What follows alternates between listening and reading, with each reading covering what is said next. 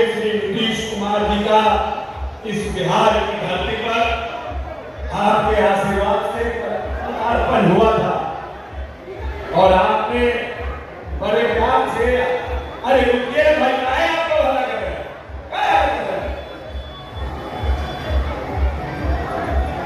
आपके प्यार और आशीर्वाद से जब नेता इस बिहार में आए थे तो बिहार की स्थिति बहुत अच्छी गई थी। जब बिहार 118 नरसंहार का बिहार था, जातीयवाद अपने चरम पर था, अगला पिछड़ा की लड़ाई अपने चरम पर थी, धार्मिक उन्माद अपने चरम पर था और नक्सलवाद ऐसे फन उठाया हुआ था जैसे कोई गहुमन सांप फन उठाकर बैठा रहता है। पूरे बिहार में चारों तरफ ऐसी स्थिति थी कि लोग रात में भी चलने में डरते थे और दिन के उजाले में आधा लोग निकलते नहीं थे। लोग अपने बच्चे की खैरियत के लिए पूरे प्रदेश में डॉक्टर और व्यापारी सामने हुए थे। जो लोग अच्छे परिवार के थे बिहार छोड़कर के जा रहे थे और जब नेता को जब बिहार मिला था तब यह बिहार मात्र 24,000 करोड़ के बजट का बिहार था और अपने 20 वर्ष के अथक तपस्या और अपने खून पसीने की कमाई से, अपनी दूरदर्शिता से, अपने वित्तीय प्रबंधन से माननीय नेता नीतीश कुमार ने इस बिहार को 3,18,000 करोड़ के बजट का बिहार बनाने का काम किया। जो बिहार मुश्किल से बिहार के विकास का दर जब इसके पहले की सरकारें थी तो उस समय जब उनको आपने प्यार और आशीर्वाद दिया था तो यह बिहार 3.5 से लेकर 4 के विकास दर से आगे बढ़ रहा था और 15 साल के उनके राजकाल में यह बिहार 2.5 के विकास दर पर आ गया। पूरे हिंदुस्तान के सभी राज्य अपने विकास दर को बढ़ा रहे थे, अपने राज्य को बढ़ाने का काम कर रहे थे, लेकिन जो लोग यहाँ शासन में थे, अगड़ा पिछड़ा हिंदू मुस्लिम करके इस बिहार के विकास दर को 4% से लेकर 2.5% करने का काम किया और बड़ी मुश्किल से बिहार रेलने का काम कर रहा था और हमारे नेता नीतीश कुमार ने 2.5 के विकास दर से इस बिहार को इस हिंदुस्तान में सबसे तेज गति के विकास दर से चलने वाला प्रदेश बनाया और आज बिहार का विकास 10.4% है और पूरे हिंदुस्तान में हमारा बिहार सबसे तेज गति से आगे बढ़ने का काम कर रहा है। जब नेता आए थे तो सबसे पहले उन्होंने पूरे बिहार के जो हमारे लोग थे उनके बारे में सर्वे कराया कि क्या कारण है कि बिहार की जनसंख्या इतनी ज्यादा है फिर भी मात्र 4 लाख लोग मैट्रिक और प्लस 2 की परीक्षा पास करते हैं। क्या कारण है कि बिहार के बच्चे मैट्रिक की परीक्षाओं में शामिल नहीं हो गए हैं। तो नेता को पता चला जब नेता ने सर्वे कराया कि 15% बच्चे स्कूल के बाहर हैं और इन बच्चों को कोई विद्यालय लाने का काम नहीं करता है। पूरे हिंदुस्तान में 70 साल की आजादी में पहला नेता कोई पैदा हुआ तो उसका नाम है नीतीश कुमार, जिसने टोला सेवक और तालुक मजहब का गठन किया और जो अनुसूचित जाति के बच्चे, अति पिछड़ों के बच्चे और जो अल्पसंख्यक के बच्चे स्कूल के बाहर थे उनको विद्यालय लाने का काम किया और इस प्रदेश में 25,000 प्राथमिक विद्यालय का निर्माण कराने का काम किया और 2.5 लाख अतिरिक्त वर्ग छुड़ाने का काम किया। और आज आपको जान के प्रसन्नता होगी कि मात्र 10.5% से भी कम बच्चे इस प्रदेश में स्कूल के बाहर आ गए हैं और आज हमारे यहाँ मैट्रिक में प्लस 2 में 18 लाख बच्चे हमारे पास करने का काम कर रहे हैं। जब नेता यहाँ पर थे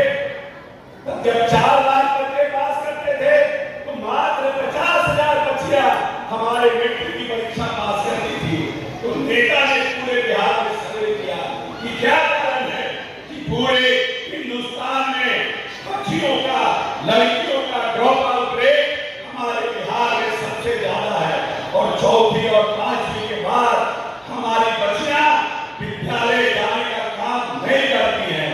जब नेता ने सर्वे कराया तो पता चला कि माननीय नेता को कि जो बच्चियां हमारे गरीब की बच्चियां थी, जो आर्थिक रूप से संपन्न लोग नहीं थे, उनकी बच्चियां चौथी और पांचवी के बाद सियानी हो जाती थी और उनको माता पिता उनके पास अच्छा कपड़ा नहीं होता था कि उनके माता पिता अपने बच्चियों को विद्यालय भेजने का काम करें। 70 साल के इतिहास में इस दुनिया में पहला नेता नीतीश कुमार हुआ जिसने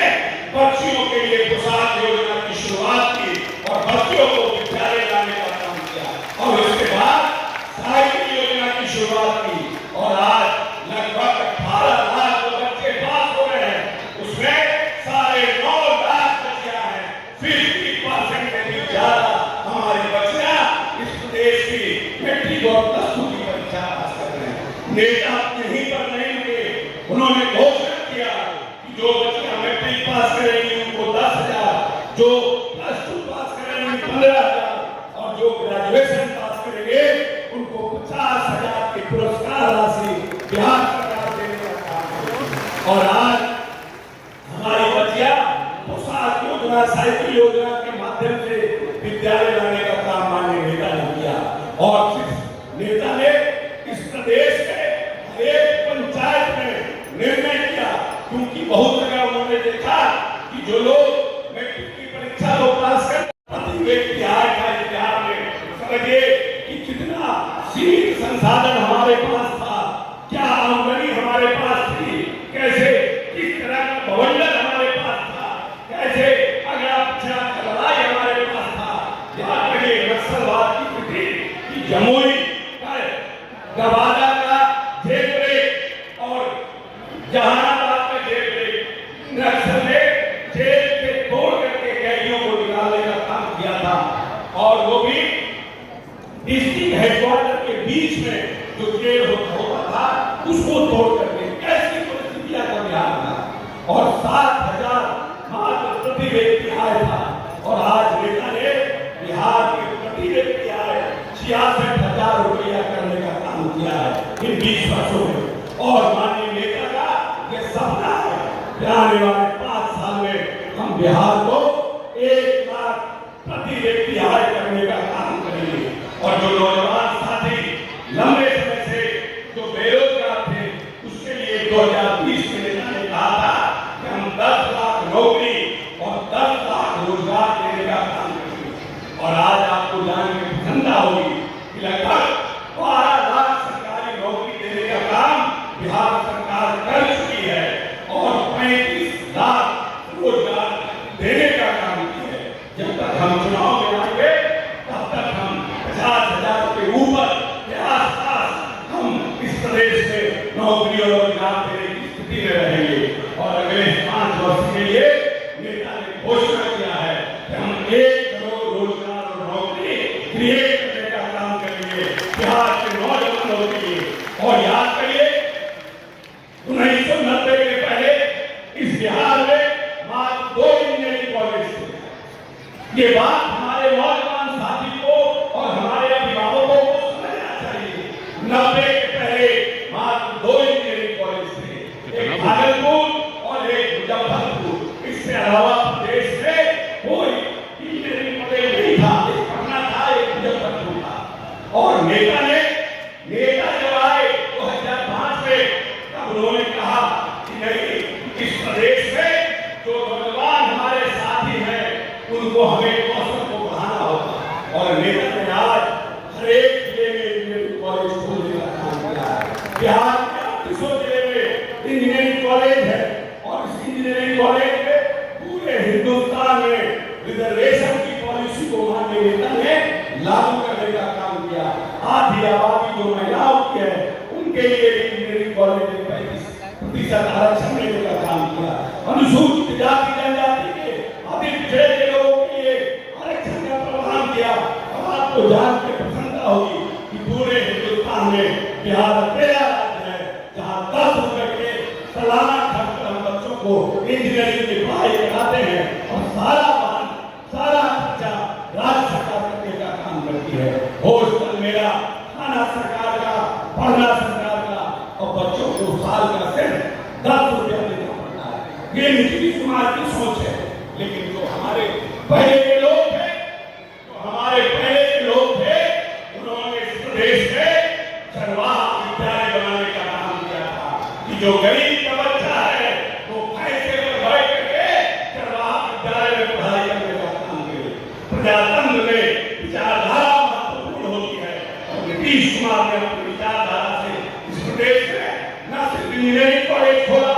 बल्कि जो मेडिकल कॉलेज है आज 16 मेडिकल कॉलेज खोलने का काम किया है और 12 मेडिकल कॉलेज खोलने के लिए जमीन का अधिग्रहण हो गया है। वहां पर मेडिकल कॉलेज बनाने का काम किया है और उन्होंने कहा है हम आने वाले समय में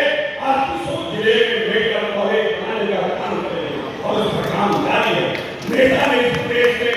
IIT का निर्माण कराया, PIT का निर्माण कराया, NIT का निर्माण कराया, चंद्रगुप्त मैनेजमेंट संस्थान बनाया, हार्वर्ड नॉलेज यूनिवर्सिटी खोला और हर तरह से हमारे बच्चे कैसे आगे बढ़े। ITI खोलने का काम किया, पॉलिटेक्निक खोलने का काम किया। अगर 12वीं के बाद हमारा बच्चा आगे नहीं पढ़ना चाहता है किसी कारणवश, तो पॉलिटेक्निक में पढ़ाई करके चाहे ड्रोन बनाने का काम हो, ड्रोन उड़ाने का काम हो, आर्टिफिशियल एजेंसी के माध्यम से, इंटेलिजेंसी के माध्यम से अगर बच्चों को आगे कुछ सीखना हो, सबकी पढ़ाई कराने का काम देना शुरू किया कि हमारा नौजवान आने वाले समय में बेरोजगारी के लिए इधर उधर भटकने का काम नहीं करे। हर तरफ से इस प्रदेश को माननीय नेता नीतीश कुमार ने सजाने और संभालने का काम किया है। कृषि के क्षेत्र में जो लोग बिहार को कभी विवाद करते थे, कृषि के क्षेत्र में माननीय नेता ने कृषि योजना 1, 2, 3, 4 के माध्यम से इस प्रदेश में जैविक खेती को बढ़ावा देने का काम किया। और आपको प्रसन्नता होगी जान करके कि पिछले 10 वर्षों में, 5 वर्षों में माननीय नेता ने मक्का में उत्पादन को 2.5 गुना किया, धान में उत्पादन को 2 गुना किया, सब्जी के उत्पादन को 1.5 गुना बनाया, दलहन के उत्पादन को 2 गुना किया, मक्का के उत्पादन को 2.5 गुना किया, मखाना के उत्पादन को बढ़ाने का काम किया। और साथ साथ इस विभाग के द्वारा जनसंवाद कार्यक्रम के हमारे मुख्य अतिथि बिहार सरकार के वरिष्ठ मंत्री आदरणीय डॉक्टर अशोक कुमार चौधरी जी, मंच पर उपस्थित हमारे मित्र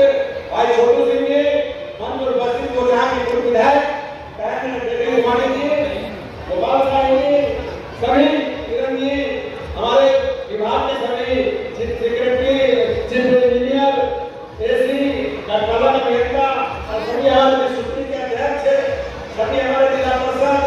सभी हमारे प्रधान सभा के कोने से आए हुए सम्मानित माता और बहनों, मैं आपको इस भीषण बरसात के बाद भी आप सबको यहाँ पे बैठे हैं, इसलिए मंच की ओर से आपका मैं चरणवंदन करता हूँ, अभिनंदन करता हूँ, आप सबको बार-बार नमस्कार करता हूँ। और मैं कहना चाहूँगा कि आज मैं बहुत नहीं बोलूँगा, सब लोग तो बोलने का मौका नहीं मिला है, क्योंकि बारिश के कारण मंत्री जी अपने नियत समय से 10:45 मिनट पे पहुँच गए थे, लेकिन आपने कहा होगा क्योंकि फील्ड में पानी लग गया था, 1 घंटा हम लोग लग गया हमसे, सभी कार्यकर्ताओं का भाषण सुन रहा है, इसके लिए क्षमा चाहता हूँ। लेकिन मैं एक चीज कहना चाहूँगा कि अगर अशोक चौधरी जी मेरे यहाँ आए हैं तो उनका स्वागत बनता है कि नहीं बनता है?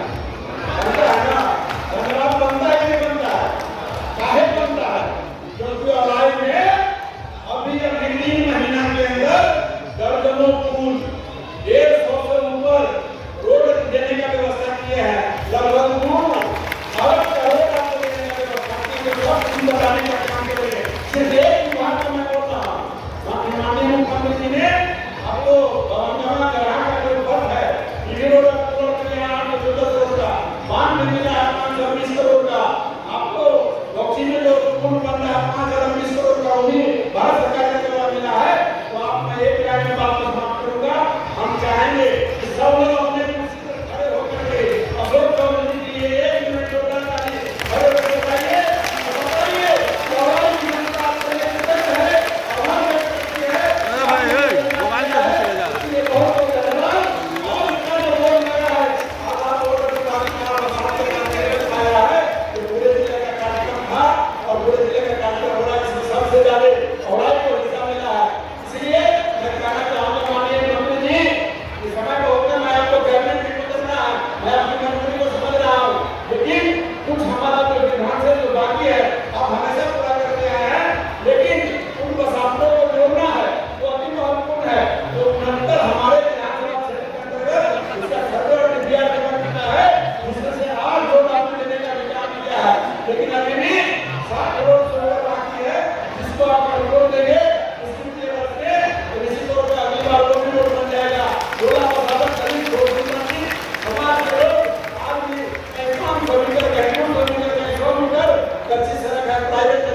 क्योंकि लीज नीति के तहत आपके विभाग और माननीय मुख्यमंत्री जी ने व्यवस्था बनाया है, जो किसान वो जमीन सहमति से ले लेंगे उनको 4 गुना दाम में मिलेगा और वहाँ विभाग के द्वारा उसको डीसीसी को बनाया भी जाएगा। तो समय कम है, तो थोड़ा समय पूरी बात सुनने के लिए आग्रह करना चाहूंगा कि आएंगे और आप लोग उसकी पूरी बातों को सुनेंगे। और अंत में हमारे विधायक होने के नाते एक बात मैं कहना चाहूंगा, बहुत सारे लोग और आएंगे आज मदद कर रहे हैं, पहले भी थे, आज भी हैं और आगे भी रहेंगे। लेकिन औराई की जनता को जितना धैर्य है, औराई के नेता को जितना अधर्मी लोग पहले काम किए और आज तक रोड नहीं बन पाया, पुल नहीं बन पाया, गरीबों के नाम पर राजनीति किए, लेकिन देश का गरीब का बेटा यशस्वी प्रधानमंत्री नरेंद्र मोदी जी और गरीब का बेटा जब नीतीश कुमार जी बनते हैं मुख्यमंत्री और प्रधानमंत्री, और जब दलित का बेटा अशोक चौधरी ग्रामीण विकास विभाग का प्रधानमंत्री बनता है तो राम को बता के कहता है भाई जितना रोड बनवाना है बनवा लो, जितना पुल बनवाना है बनवा लो, ऐसा मौका जीवन में कभी नहीं आने वाला है। तो मैं भी अपनी ओर से आपको बहुत बहुत धन्यवाद करता हूँ। लेकिन सोशल मीडिया देखने वाले, चलाने वाले, रील बनाने वाले से मैं कहना चाहूंगा कि आप धैर्य रखना, सारा का सारा रोड पास हुआ है। लोग कहते हैं कि चुनाव में ही क्यों पास हुआ है, तो चुनाव के दिन में क्या भोजन नहीं करेंगे, चुनाव के दिन में क्या रोड पर नहीं चलेंगे। मैं कहना चाहता हूँ कि आप धैर्य रखिएगा, शांति से रहिएगा। जब देश में नरेंद्र मोदी जी हैं, बिहार में नीतीश कुमार है और आए के विधायक राम स्वरूप है, तो एक भी काम नहीं बचेगा। आप लोग सबकी बात सुनिएगा। खास करके अभी मैं सबको कहना चाहूंगा कि हुड़मुड़ करना बंद कर दीजिए मेरे भाई। दाहिना बाया तक तो हुड़को ही नौता पुत्र तक का हुड़को ही है, वहीं से गड़बड़ी न होने वाला है और आज में विकास होते रहते हैं, आगे शुरू रहते हैं। इसका गारंटी बहुत बहुत धन्यवाद। 30,746 ट्रांसफार्मर होते थे पूरे बिहार में और आज लगभग 3,50,000 ट्रांसफार्मर लगाकर आपके घरों में बिजली देने का काम माननीय नेता नीतीश कुमार ने किया है। जब 2005 में आए थे तो मात्र 700 मेगावाट बिजली हमारा खपत होता था इस बिहार में, मात्र 700 मेगावाट बिजली, और आज हम 8,500 मेगावाट बिजली यही बिहार खर्च करने का काम कर रहा है। और नीतीश कुमार भारत सरकार से लेकर के खुद अपने भी बिहार सरकार में भी बिजली का उत्पादन को बढ़ा करके आपको सब्सिडी पर बिजली देने का काम कर रहे हैं कि हमारे लोग को बिजली की समस्या नहीं होनी चाहिए, मेरा प्रदेश आगे बढ़ना चाहिए। हमें ऐसा बिहार बनाना है 21वीं सदी का बिहार, जहाँ पर हम जाति विहीन समाज की स्थापना करें। याद करिए, ये वही बिहार है जहाँ अफगानिस्तान से लेकर के बांग्लादेश तक बिहार की राजधानी राजगीर से मौर्य राजवंश ने राज करने का काम किया और इस हिंदुस्तान को सोने की चिड़िया बनाने का काम किया था। और सम्राट अशोक ने अखंड भारत का सपना बिहार की राजधानी से देखने का काम किया था। ये वो बिहार है और इस बिहार में विक्रमशिला और नालंदा जैसे विश्वविद्यालय होते थे, जहाँ 200 देशों के बच्चे आकर के पढ़ने का काम करते थे। ये कैसा बिहार था, कितना संपत्तिशाली और कितना संपन्न बिहार था। लेकिन जिनके हाथ में प्रजातंत्र के बाद सरकारें आई और नीतीश कुमार के पहले जो लोग थे, उन्होंने बिहार को उस विरासत को संभालने का काम नहीं किया। हमारे बिहार को कैसे आगे लेके जाए इसकी चिंता नहीं की। और माननीय नेता ने कहा कि हम न्याय के साथ विकास करेंगे और पूरा बिहार मेरा परिवार है और हर बिहारी के लिए हम काम करने का काम करेंगे। और लगातार चाहे यहाँ की मूलभूत संरचना हो, यहाँ का सड़क हो, यहाँ की बिजली हो, याद करिए जब हम लोग पटना से चलते थे और जब हमको वाल्मीकि नगर जाना पड़ता था तो हम लोग को 9 घंटा लगता था वाल्मीकि नगर पहुंचने में। और कल परसों रात में जब हम वाल्मीकि नगर से आए पटना तो मात्र 4 घंटे में हम पटना पहुंचने का काम किए हैं। नेता ने हजारों पुल बनाने का काम किया, हजारों सड़कों को बनाने का काम किया और सड़कों की स्थिति इतनी मजबूत की। बिहार हिंदुस्तान में बिहार सड़कों की स्थिति में चौथे और 5वें नंबर पर आज बना है। क्या बिहार था? लोग बोलते थे कि हम मालिनी के गाल की तरफ ये सड़क बनाएंगे, लेकिन हेमा मालिनी के गाल की तरफ वो सड़क नहीं बना, लेकिन ओमपुरी के गाल की तरफ सड़क जरूर बन गया। और नेता ने आकर के इस बिहार को चमकाने का काम किया। और इस प्रदेश में जब नेता आए थे तो बिहार में गरीबी का जो स्तर था, गरीबी की जो जनसंख्या थी वो 46% लोग गरीबी रेखा के नीचे जीवन जीने का काम करते थे। और आज जो इंडियन इकोनॉमिक सर्वे की रिपोर्ट है और प्लानिंग कमीशन का जो रिपोर्ट है, आज बिहार में 16% यहाँ के लोग आ गए हैं जो गरीबी रेखा के नीचे हैं। 30% लोगों को माननीय नेता ने उनके जीवन स्तर को उठाने का काम किया है। ये जीवन स्तर कैसे उठा, क्या कारण था, ऐसी कौन सी पॉलिसी बनाई माननीय नेता को ऐसा बिहार मिला, जिस बिहार की गाड़ी को ऐसी गाड़ी मिली जिसमें न टायर था, न हॉर्न था, न हेडलाइट था, न स्टीयरिंग था। और जनता ने कहा कि हिंदुस्तान के विकास करने इसको आगे बढ़ाने का काम करो। सबसे अच्छा ड्राइवर जो होता है उस गाड़ी को रिमॉडल करता है, उसको पहले बनाता है। और इन 20 वर्षों में माननीय नेता ने इस बिहार को पूरी तरह से